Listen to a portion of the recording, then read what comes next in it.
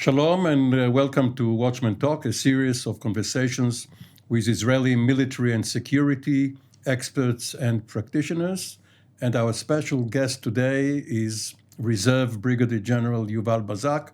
And the accent is on reserve rather than retired, because even though you left the career service, you are quite constantly on active reserve duty.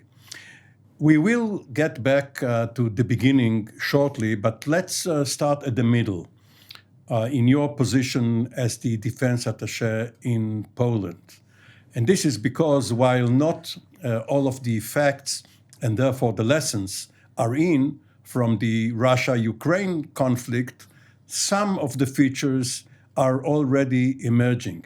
And because you were stationed in Warsaw, but also in charge of other Eastern or Central European NATO members like Slovakia, Hungary, Czech Republic. What can you say about the outline of what has been happening since late February between Russia and the Ukraine?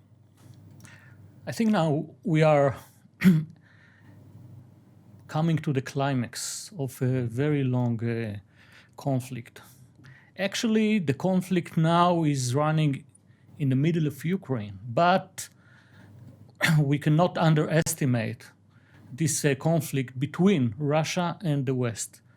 I think that I was witness the first time to this conflict 10 years ago, maybe 12 years ago. And I became the Defense Attaché in Poland in 2009. It was just after the invasion to Georgia. And then I remember one visit of our Ministry of Defense, Ehud Barak, and we came to the Ministry of Defense of Poland, and we sat with all those, chief of staff and defense minister. And we thought our cooperation is focused in their mission in Afghanistan. And suddenly they started to talk about defense missile, air missiles, and other elements from conventional war, and we didn't really understood. And then the next week I went to the Air Defense Directorate, and I asked them, what is your relative threat that you are Who is your enemy? Who is the enemy you are talking with? And then they started to describe a full massive Soviet or Russian invention attack over Poland with Iskander missiles, with MiG sorties, and with a tank maneuver. And this was, I remember this afternoon, I was telegrammed to fax to Amos Gilad, who was I was subordinated to him, and say, okay, we have to change our point of work with them. But in Poland. order for the Russians to reach Poland, they have to go through either Belarus or the Ukraine. Of course. Now, I think that what Poland understood is that if Russia will start to do what they did with Georgia, and they have no doubt that this is the trend, or this is the big strategy of Putin. At the end of the day, if they will go to attack the Baltic states, the battles will be on the ground of Poland. And they understood it immediately. And they started 12 years ago to prepare themselves, not to Afghanistan, not to peacekeeping mission, to a full-scale war with Russia. And they were very, very, serious. I remember when NATO published their strategy in 2010, and I was in those discussion between NATO and Poland, and they were very much frustrated. They say, there is no, you didn't define Russia as an enemy, but Russia defined us definitely as their enemy. And if they are not enemy, you will not prepare capabilities, you will not make any drills, and at the end of the day, Chapter 5 will be nothing but a paper. And but Yuval, Chapter 5, of course, is the mutual help which collective defense, yes. All members are pledged to come to one another's assistance.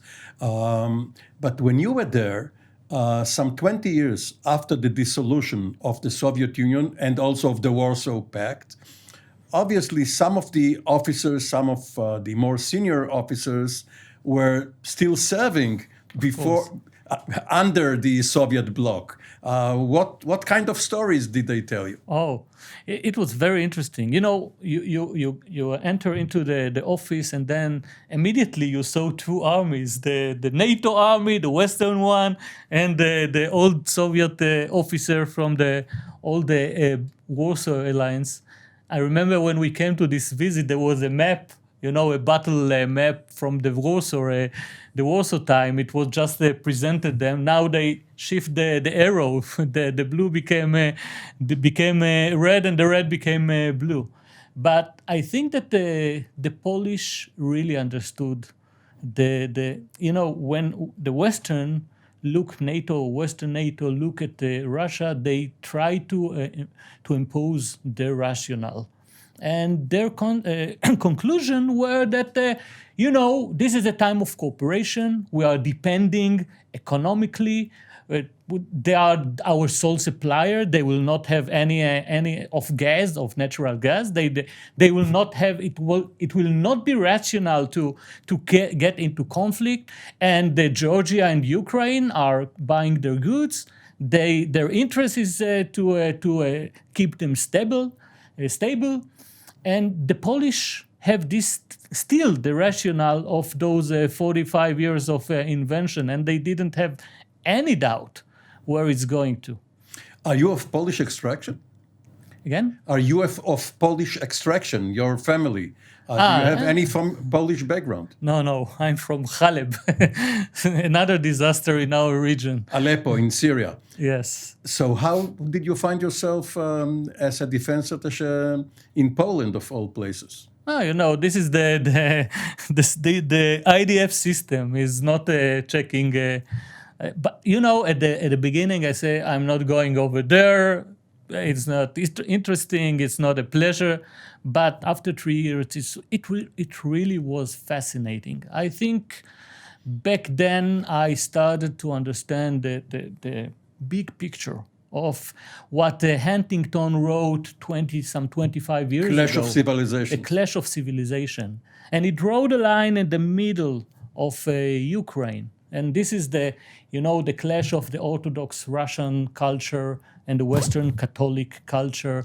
And this is the line where the clash is now happening. The Dnieper, which separates Western Ukraine, which is closer to Poland, and at one time in history it was Poland, belonged to Poland, and Eastern Ukraine, which the Russians see and claim as their own. Yuval, you are an infantry officer, a fighter, a warrior, a rifleman by career, perhaps by inclination. Why did you join the Golani Infantry Brigade when you were inducted some 55, almost 56 years ago? By mistake, you know.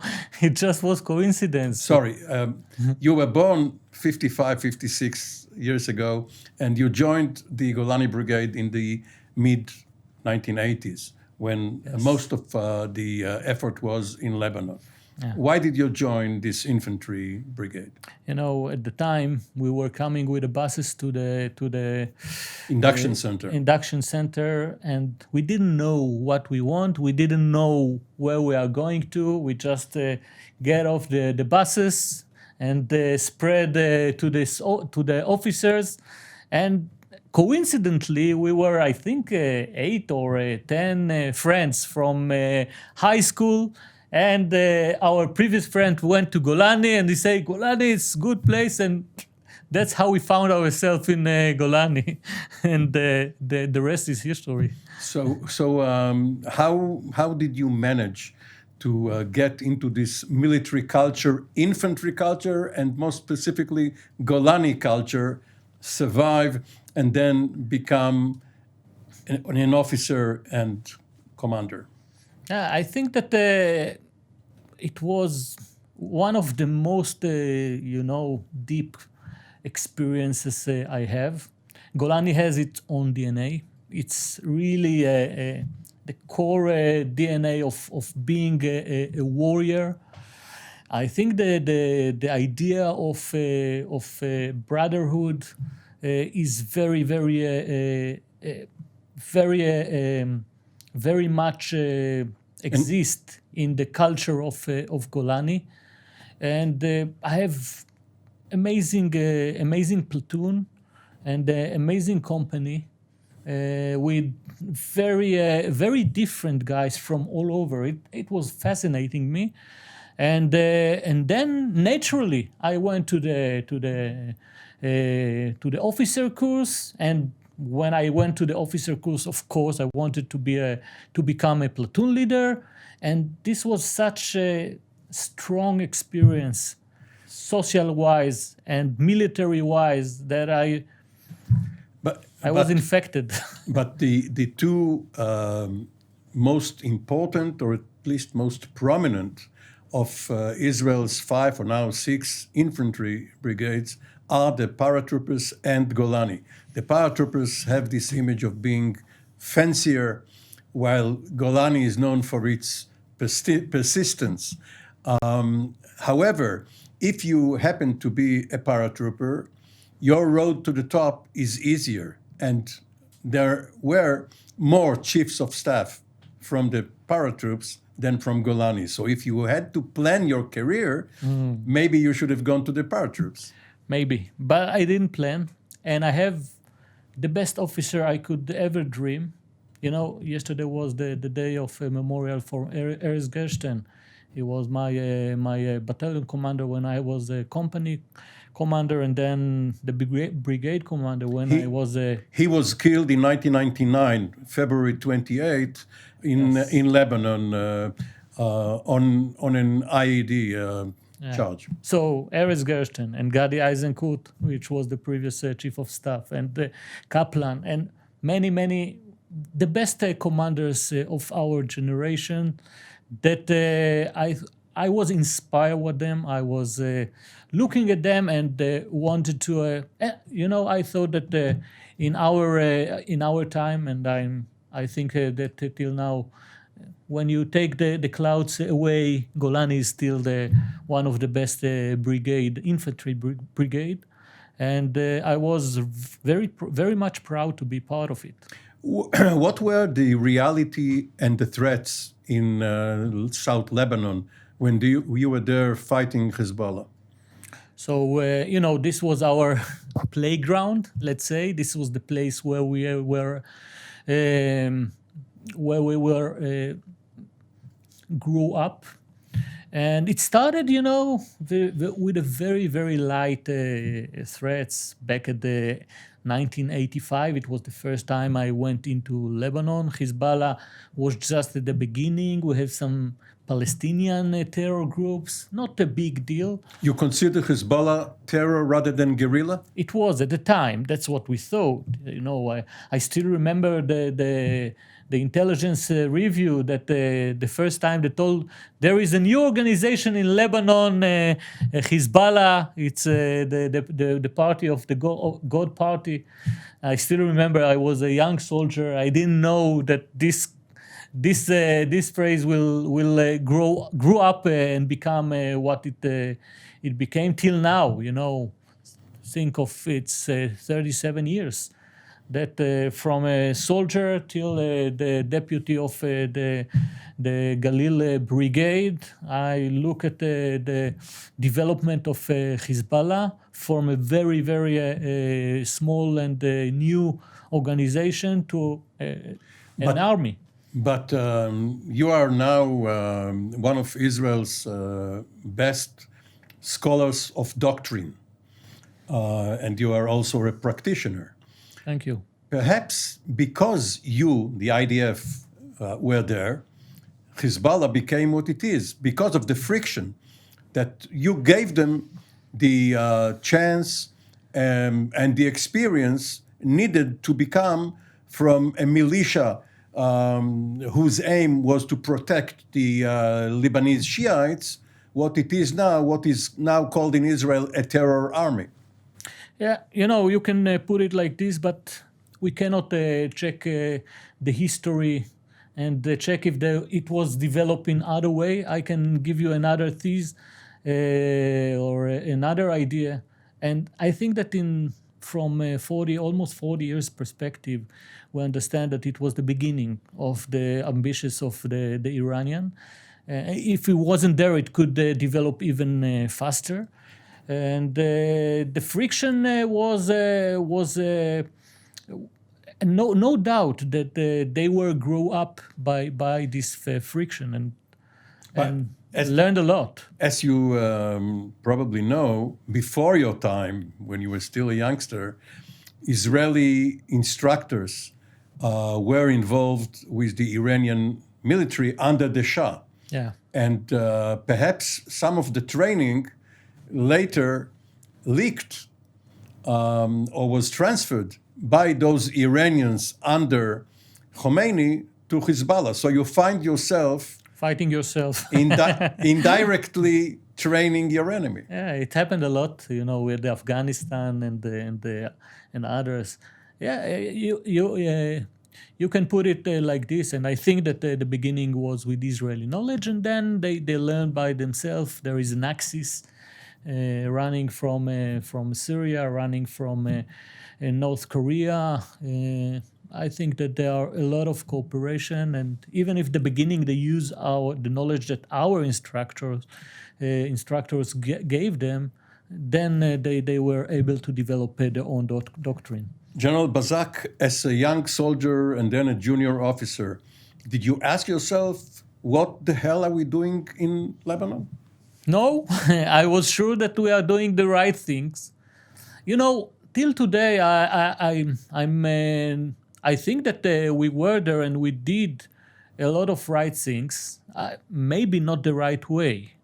And I think that in a way, if we had the opportunity, even back in 2006, to crush Hezbollah when it was still young, and there are a lot of doubt whether you can crash a guerrilla or crash a ideology organization.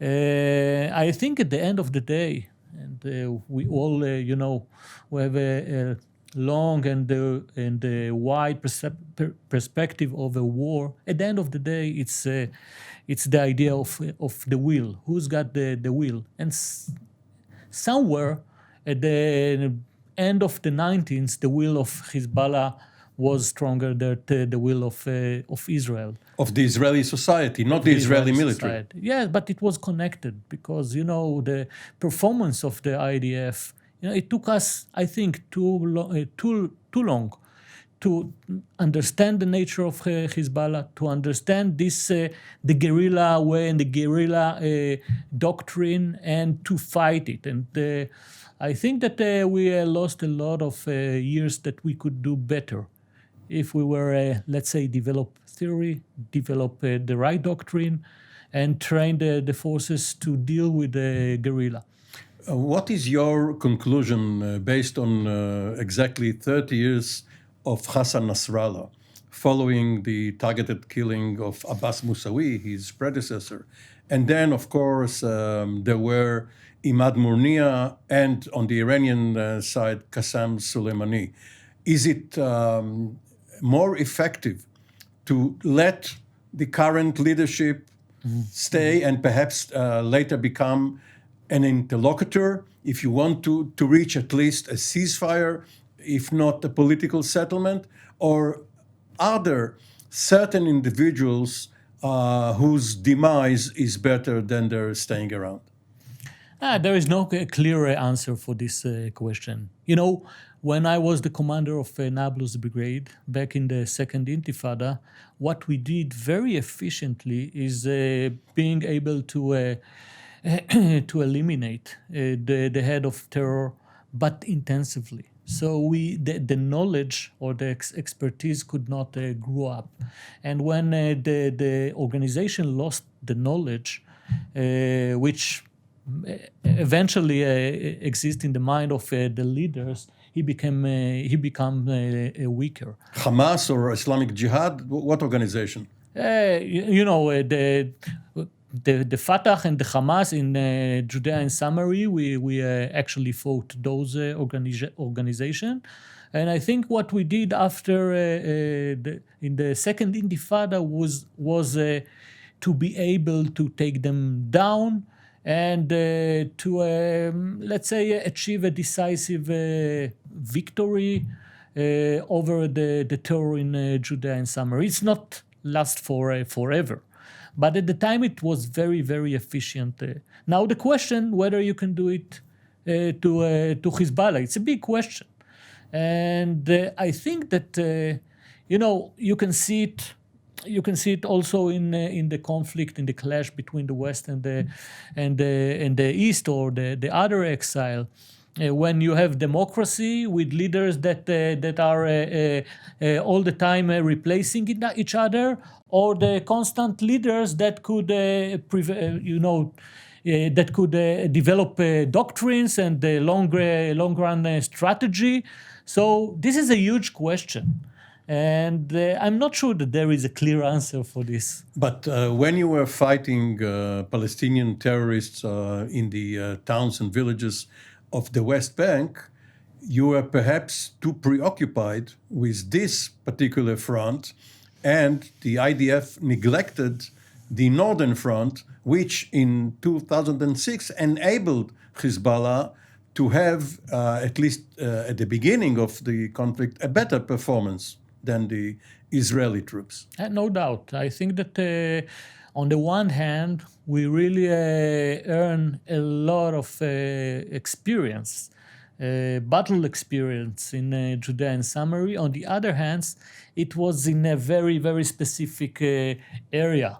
And when it came to a different conflict, which we have to, use brigade and division, we were not in the right shape, and it's very much infected the campaign in Lebanon back in 2006.